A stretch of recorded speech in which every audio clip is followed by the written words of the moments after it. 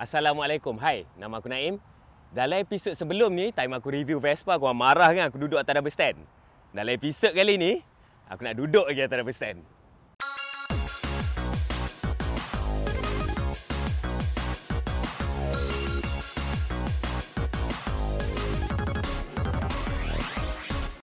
Sebelum ni, aku pernah je review Vespa lama ni untuk korang. Masa time aku review tu, aku describe dia sebagai motor two stroke yang seronok. Sebab korang kena faham, motor ni memang direka untuk bawa dalam town.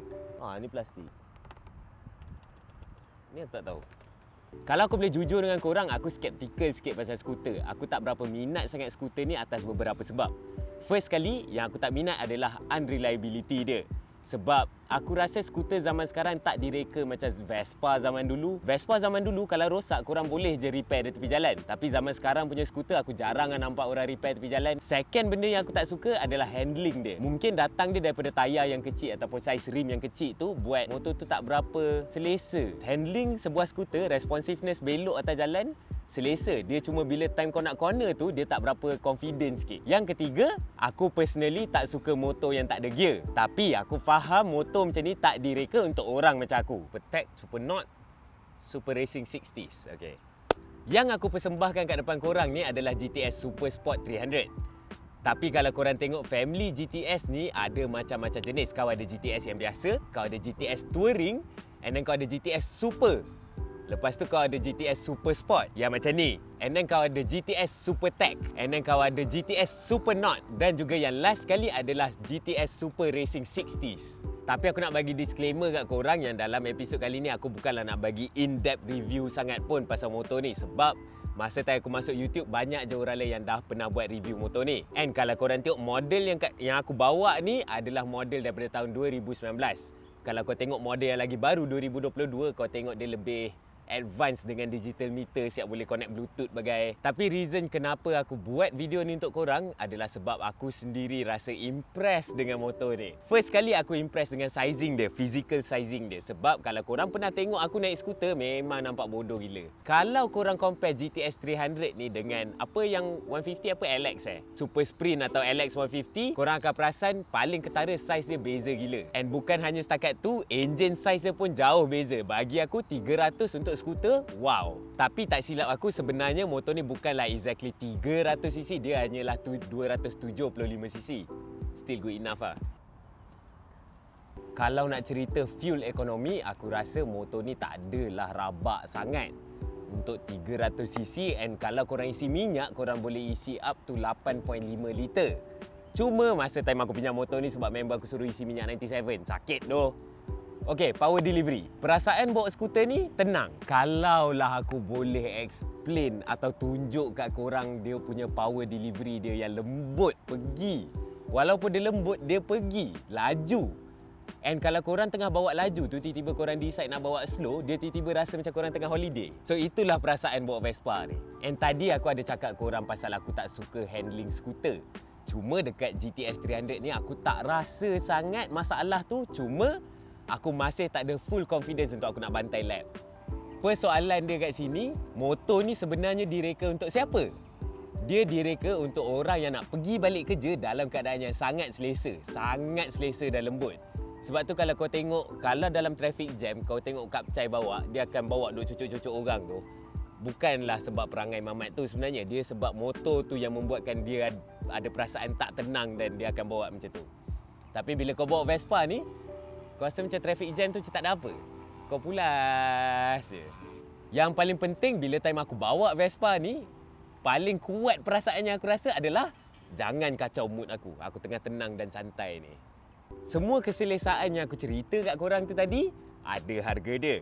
Keselesaan tu berharga RM33,000. Memang mahal, tapi aku cakap kau, selesa tu berbaloi. And kalau korang tanya aku, kalau aku ada RM30,000 untuk aku spend on a daily ride, aku akan beli ke tak motor ni? Aku rasa 50-50. Mungkin aku akan beli, mungkin juga tak. Sebab aku rasa in a way, dia tak kena dengan jiwa aku.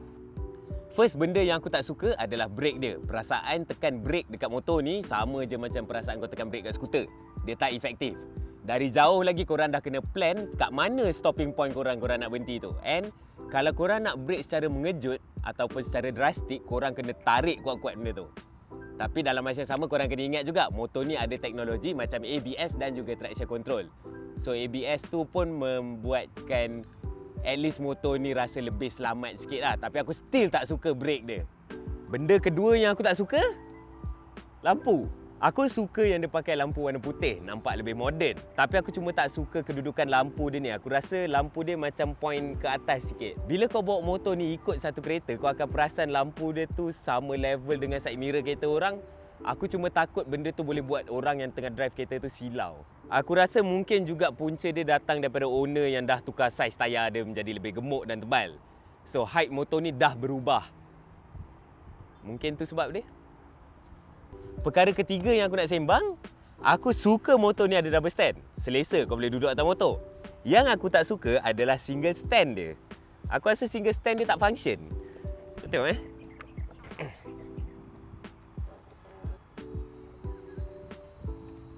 Lean angle dia aku rasa terlalu menakutkan.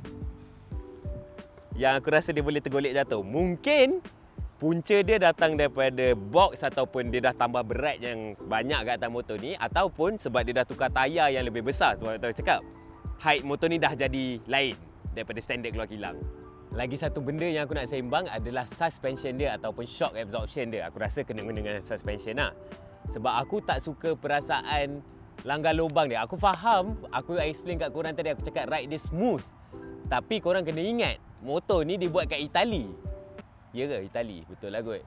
So, jalan raya kita kat sini tak sama macam Itali. Jalan kita berlubang-lubang. And tiap-tiap kali aku langgar lubang tu, walaupun aku tahu sebenarnya motor ni mampu je handle langgaran lubang tu, aku masih ada rasa sikit sakit tu. Especially dekat speed breaker ataupun line-line kuning yang korang nampak untuk slowkan kenderaan korang tu. Kalau korang langgar benda tu yang tebal punya, oh sakit dia punya rasa.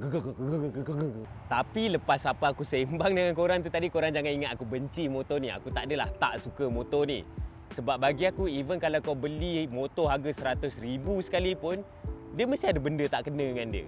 Sebab korang kena ingat, hakikatnya motor ni semua ni adalah buatan manusia. So kau tak boleh expect perfection dekat dia. Sebab tu aku cakap tadi, mungkin dia orang buat motor ni bukan untuk orang macam aku, tapi mungkin untuk orang macam korang yang carikan keselesaan tu. Lain orang, lain jiwa dia. Sekarang ni, jom aku bawa korang jalan-jalan untuk aku nak share dengan korang apa perasaan dia bawa motor ni. Aku nak share korang betapa santainya aku bawa motor ni.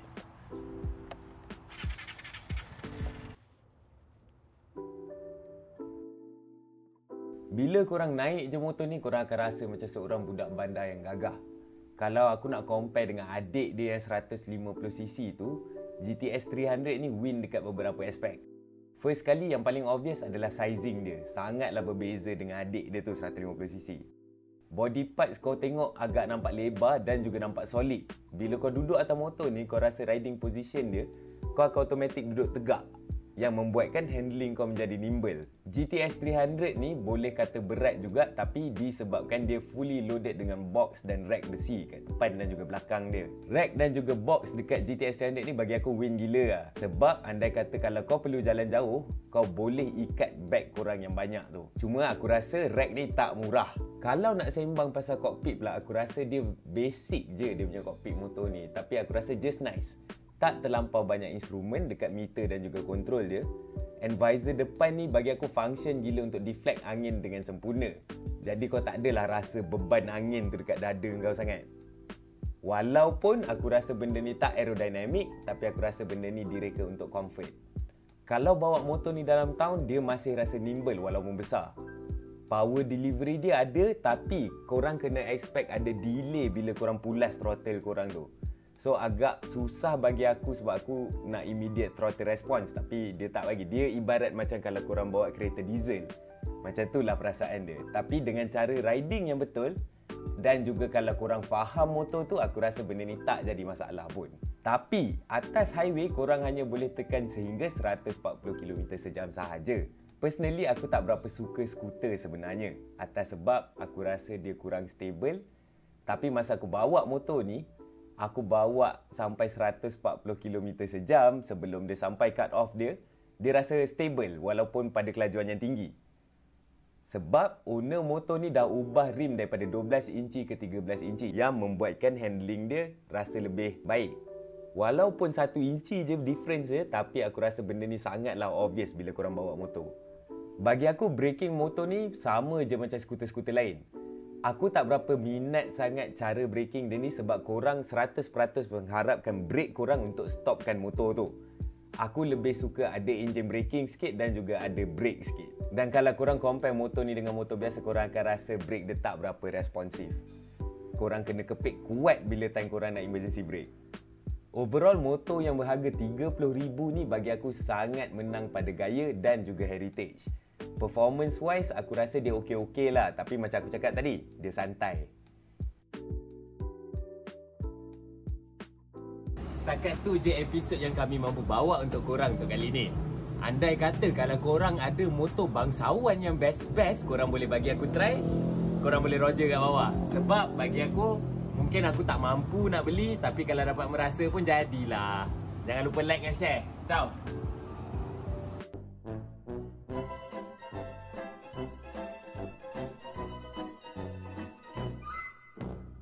Tapi sebab kenapa aku nak buat video ni untuk korang adalah kerana saya bapak lama saya tak guna.